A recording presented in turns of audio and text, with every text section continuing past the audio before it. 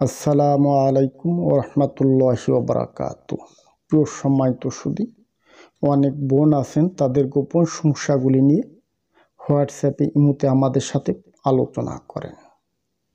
অনেক বোনই আছেন আমাদের কাছে বলেন যে তাদের ভ্যাজাইনাটা জরায়ুর মুখটা যোনিপথ থেকে বের হয়ে আসে, নিচে নেমে যায়, যাকে বলা হয় জরায়ুর স্থানচ্যুতি বা ভ্যাজাইনালি ডিসচার্জ।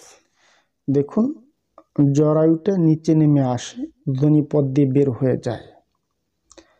এটি দুই প্রকার হয়। এক হচ্ছে সরাসরি জরায়ুটা যোনিপথ দিয়ে একবারে বের হয়ে যায়। দ্বিতীয় হচ্ছে জরায়ুর প্রাচীরটা ঝুলে পড়ে নিচে নেমে যায়। এটি বাচ্চাদের ক্ষেত্রেও হয়, প্রাপ্তবয়স্ক মহিলাদের ক্ষেত্রেও হয়। যেটা বাচ্চাদের ক্ষেত্রে কেন হয়, মেডিকেল থেকে গবেষণা করে আমরা যতটুকুন জানি সেটি হচ্ছে পুষ্টিহীনতা, জিঙ্কের ঘাটতি কিংবা পারিবারিক হিস্টোরি থেকে মেয়েদের ক্ষেত্রে এমনটি হয়ে থাকে।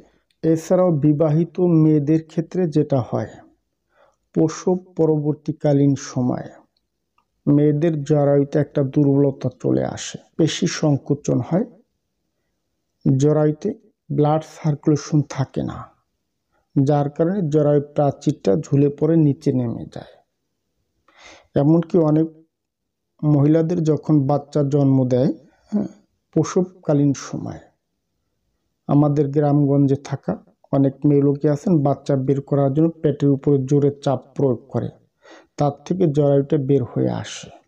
এছাড়াও অনেকগুলি কারণ থাকে, ভারী বোঝা বহন করা, জরায়ুতে টিউমার হওয়া, জরায়ুর ব্লাড সার্কুলেশন কমে যাওয়া, এমনকি ইরেগুলার পিরিয়ড, অনিয়মিত মাসিক সাদা স্রাব যায়।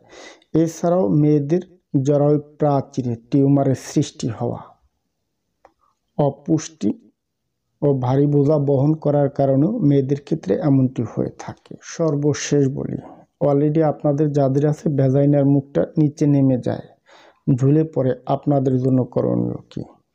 নাম্বার 1 সাজেশন, নিয়মিতভাবে বিশ্রাম গ্রহণ করা, রাতে পর্যাপ্ত পরিমাণ ঘুমানো, জিঙ্ক সাপ্লিমেন্ট গ্রহণ করা, নিয়মিতভাবে পানি গ্রহণ করা, ভারী বোঝা বহন করা থেকে বিরত থাকা, ঝাল জাতীয় খাবার থেকে বিরত থাকা, টেনশন ফ্রি থাকা। আপনাদের জন্য চিকিৎসা কি?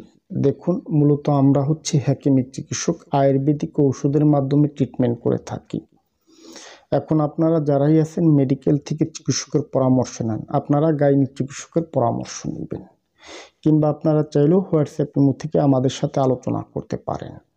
আজ এ পর্যন্ত। যদি আমার ভিডিওটি দেখে ভালো লেগে থাকে তাহলে সাবস্ক্রাইব করে দিবেন, সে সাথে লাইক কমেন্ট শেয়ার করে দিবেন। ধন্যবাদ, ভালো থাকবেন সব।